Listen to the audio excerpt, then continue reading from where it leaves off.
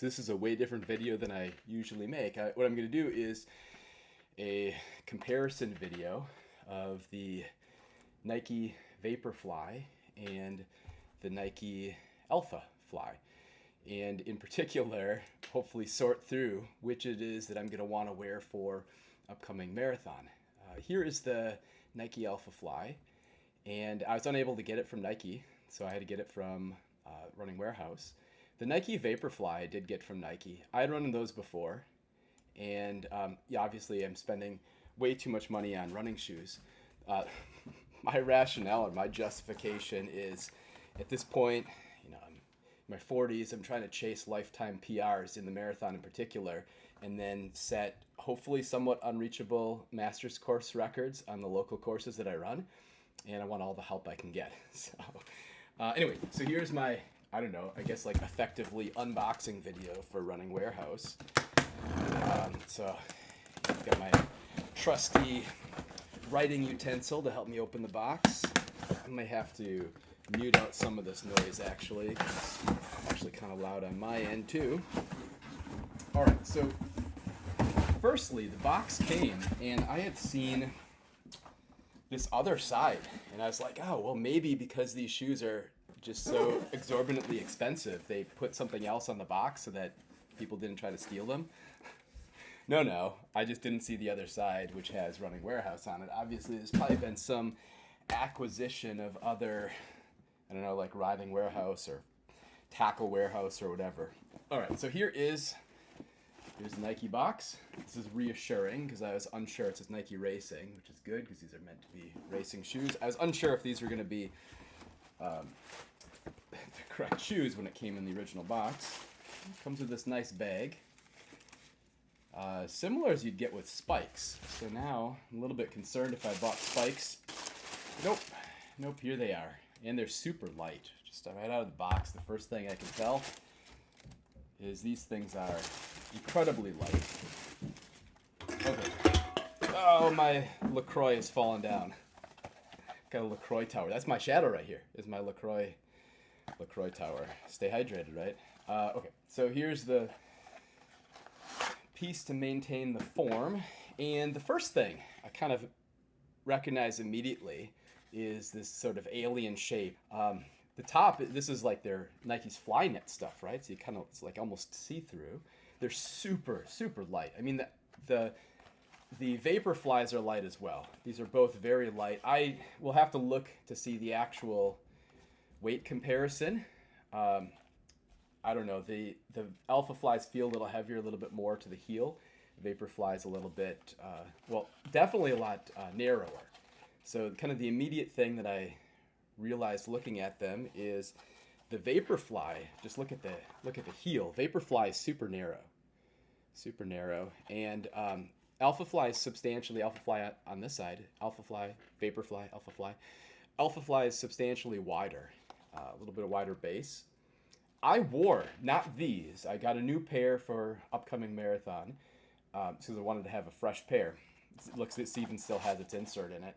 I had an older pair of Alphaflies, actually still older pair of Vaporflies, still the Vaporfly 3 that I'd run for a couple of races, including a trail race. And this was okay for a trail race. I got that tip from Kirk DeWint, who from Running Public podcast, who I had known. Anyway, so here's the Alphafly and Alphafly 3. Got these air units up front, and I don't know. I mean, I'll have to give them a try. It's got this. Obviously, these things are not supposed to be striking the heel on them. I've done my shakeout run for my jog or for my marathon tomorrow, so I don't need to do more of a jog. But I'm going to run some strides in these Alpha 3s and see how I like them. The Vapor 3s, like I said, I've run in these before. If I wear these tomorrow for the marathon, I actually probably won't do anything other than a warm-up run in them. I'm pretty comfortable with the Vaporflies. Like I said, I just ran a trail race with these. Yeah, so I'm not going to do a trial with those, but I'm definitely going to try out these Alphaflies, as I have not previously run in them. So got both. Got to take the insert out of this one. I'm excited. These seem good. I had heard from I heard on the running public that Alphaflies tend to be maybe a little bit more hit and miss in terms of who they're going to be good for, but if they work for you, they work really well. I tend to be a pretty high responder to super shoes. I thought I'd give them a try. I'd always previously raced in the Saucony Elites, which has a little bit more of a stiffer forefoot and roll. The just as I say that, I realize how incredibly stiff the forefoot is on these Alphas. How stiff is the forefoot on the Vapors? They're pretty stiff. So actually, both of the Nike shoes have an incredibly stiff forefoot. I mean, that's by design because the whole point is there's the carbon plate. But yeah, anyway, so I'll give these a try. We'll see how they work, and then I'll probably check back when I give my review after the race, which quality of my race might determine the quality of my review. We'll see. Race is over, and I'm really happy that I ran with the Alphaflies. They performed really well, and I had a really good day. I had a 9-minute PR, almost 10 minutes actually. First time under sub 3 hours. So I ran 2:53:05, and I would definitely wear these shoes again. Actually, for the next time that I'm trying to run a fast marathon, I'm definitely going to wear the Alphaflies. But some people from either the Vaporflies or the Alphaflies will get blisters. I'm one of those people. I discovered I was one of the people who's going to get blisters in the Alphafly at mile 5, and it got progressively worse. If I zoom in here, you can see from my finished photo, which is the purpose of why I've got this up here. I don't know if I can zoom in any better than this. Whoops. This right here, so the red down there is the Zoom Air, is the air unit from the shoe, but the red right there is my blood. So you can maybe get a little bit better view of it right here. It was pretty brutal. Like I said, early in the race, like 5 miles in, I knew I was going to get a blister. But I mean, if you want to run fast, you're going to incur at least some pain. Marathons are uncomfortable, and running with blisters sometimes is just part of it. I knew I was going to have a really good day, and so I was like, fine, I'm going to be one of the people that's going to get this horrible blister. You can see, I'm not going to show pictures of it. It's way too graphic. You can see Alphafly and Vaporfly blisters if you're so inclined on Google Images.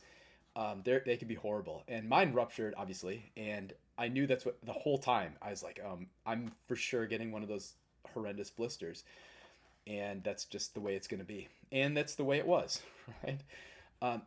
Even so, like I said, they were really good. I would definitely run with them again. I mean, as you can see from the finishing picture, it was wet, and I'm not sure. I didn't try to run through puddles, but my shoes definitely got at least a little bit wet. They didn't feel wet when I was running with them. I mean, not like soaked like you normally might, but part of it is so these are the Vapors, but the Alphas are the same in the sense of having this fly knit stuff. And so they don't hold a whole lot of water. And so I never had like a waterlogged feeling. But I mean, my feet definitely got wet. You see it rained a little bit, and it was wet, 3 hours after the start of the race, obviously. And so, that was probably a contributor for getting blisters. I'd run previously, not in these. These are a fresh pair of Vapors that I'm going to run in for upcoming Ultra. But I'd run in the Vapors before for a 15-mile race and for a 10-mile race with no issue whatsoever. I only got a blister on one foot. My guess is it was probably largely because of how wet it was, and I'm not 100% going to blame the Alphaflies. But on the other hand, it does rain during marathons, and actually sometimes those are going to give you some of your best results, actually. And so that's something to know. I mean, that's like maybe the common feedback for the Alphaflies and for the Vaporflies is some people get blisters. They're super light. Let me talk about the comparison between them. So here is on the Nike site, this is the information. Time to leave your own personal records in the dust. Yeah, by almost 10 minutes, which is awesome. Few product details. So if I scroll down here, it's going to talk about it. And so the Zoom Air units, those are the red things. That was not my blood on that picture. But what I really wanted to do here is talk about the weight. So for the men's 10, it's a 7.6 ounce. We can compare that with the Vaporfly. Whoops, don't need to buy all those other things at the moment, or consider buying all those things. These were expensive enough. I spend way too much money on running shoes, but it was, I mean, I'm going to tell myself it was worth it for that PR. Vaporflies are a little bit lighter, 7.1 ounce for the men's 10, right? So this is the Vapor again. And then the Alphas were the one that I ran for the race. This is actually those Vapors right here. So a couple pictures. Okay, cool. So they're light. They felt really light. But as I'm saying that they're light, you might think flimsy. No, they're light. They feel light on your feet, but they feel cushioned and propulsive, like they should. Like they don't feel like racing flats. You know, you might have run in like old racing flat type shoes that you might use for racing a 5K, maybe even like a 10K, or maybe even like a track race. And these are light, like those things are, but you don't feel the pavement either in these Vaporflies or in the Alphaflies, right? And so that's really important, as you're mentioning that they're they're feather light, but they're also super fast, which is awesome. I think that's probably why they're so effective. One thing I wanted to comment on, I had thought maybe I'd be a candidate for getting blisters from this actually thing inside the heel, right? So you can see it so much more prominently on the Alpha. I chose this one because on the Alpha, also my Alphaflies are bloody, but on the Alphafly, this thing is white, so you can't really see it. But here it's color, and so you can see this pad, and it kind of hugs just above the heel, not quite, kind of almost at the base of the Achilles. And I had thought this might be a problem for blisters. That was not an issue, not for these in the 2 races I ran with them, nor for the Alphas in the race that I ran in the marathon. And so that wasn't a problem, though I can imagine for some runners this actually could be a problem. So I've also run in the Hoka Cielo, and it has one of these things, and they gave me actually blisters on my heel, and so that was kind of in the back of the heel. So that's why I was a little bit scared that's where I would get a blister, if any place. But no, I get the blister from from the arch.